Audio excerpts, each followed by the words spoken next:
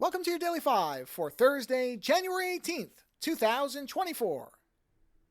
I was reading an article that really kind of shocked me. I mean, it only really makes sense to me in one way, and even then it doesn't really make sense to me, which was apparently Robert Downey Jr. was recently on Rob Lowe's Literally podcast, and he was talking about the fact that he feels like his performance as Tony Stark has largely been snubbed, I have to assume, by critics and industry people because of the genre that it's in, which is in the Marvel films. And I was sitting there and I was trying to figure out how that could possibly be because, and it's the only way it makes sense, is that by people who I guess view films as some kind of sacred thing that only can be made by serious people and serious mindedness, which is just so stupid. I mean, don't get me wrong. I like serious, thoughtful, ponderous films too. Obviously, I've got a late night coming out with Solaris and Stalker being reviewed from the 70s, and neither of those are fast, funny films.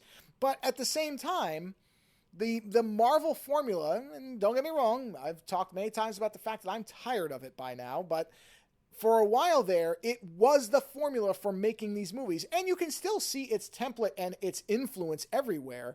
And you have to attribute a big portion of that to the success of Iron Man. Now, I would argue that Blade was every bit as important because it kind of laid the foundation for comic book movies being able to be serious and successful. And also, I would say, demonstrating why casting is so important.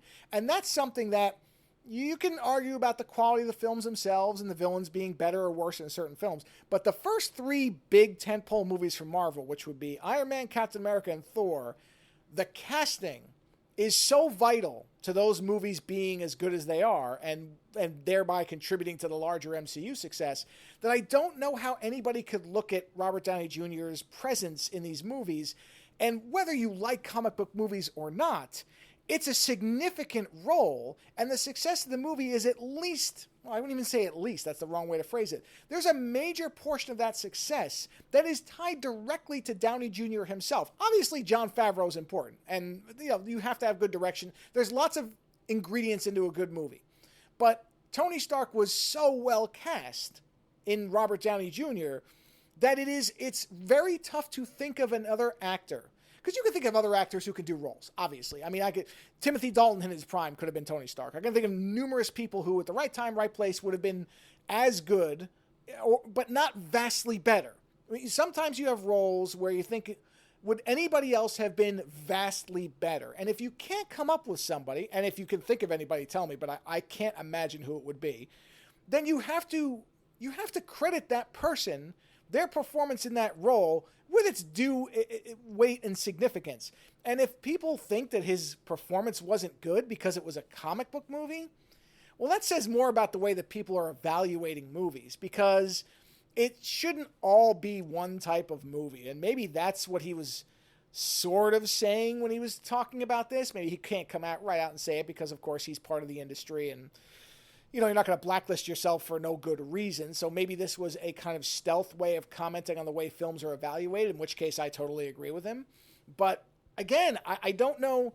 I'm struggling to think of how you don't have the Marvel films, their golden age of Marvel films, or at least one of them, because it could come around again, who knows. But basically how you go to Endgame with all the build-up and everything paying off there, and don't see a direct reliance on Iron Man working to make that all happen. And part of Iron Man working has to be acknowledged as Robert Downey Jr.'s casting. It's exceptionally good casting. So I don't know exactly where this comes from. Again, maybe it is a shadow way of criticizing the way that movies are evaluated, because obviously comic book movies, as well as horror movies and some other genre films, are not usually ones you see up for Oscars very often, unless they're presented as prestige films, Exorcist-style films. But usually if you're in a comic book or a horror movie, you're not going to expect to get an Oscar nomination, because that's just not seen as quality filmmaking, I guess, by the people who make these decisions. So if that's what he's talking about, then I can see it, because there is a bias clearly against genre film when it comes to serious awards and recognition. But if he somehow thinks that people don't understand how important Iron Man was to comic book films in general, then wow, I don't know what he's been reading, but I could not disagree more. So yeah, read the link to this article here. Let me know what you think. Later.